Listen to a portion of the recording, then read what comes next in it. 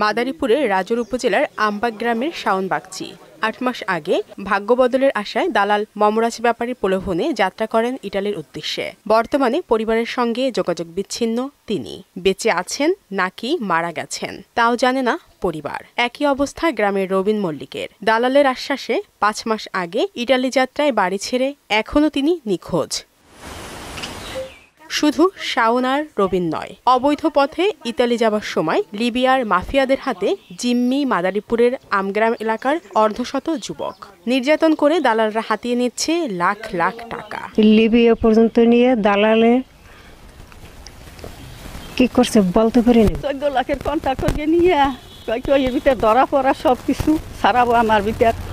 এখন নিজেরাই গিয়ে গেমে নয় যেতে আটকাইয়ে রাখছে। আমার ছেলেরে আজকে ৮ মাস যাবৎ খোঁজ নাই।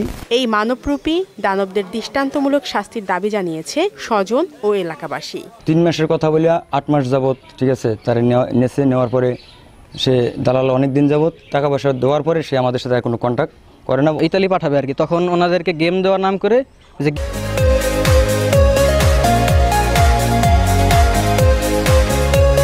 গেম করে নিয়ে যাবে, ওইখান থেকে ওনাদেরকে পাচার করে দিচ্ছে। প্রশাসন বলছে দূতাবাসের মাধ্যমে যুবকদের ফিরিয়ে আনতে পদক্ষেপ নেওয়া হবে। যারা ভুক্তভোগী রয়েছেন, ভুক্তভোগীর পরিবার যদি আমাদের থানায় এসে মামলা দায়ের করেন কিংবা কোর্টে বিজ্ঞ আদালতে মামলা দায়ের করেন, তাহলে আমরা তাদের বিরুদ্ধেও আমরা আইনগত ব্যবস্থা গ্রহণ করব। আর দালালদের শনাক্ত করে আইনের আওতায় আনার দাবি স্থানীয়দের। শারমিন স্বর্ণা, মোহনা সংবাদ।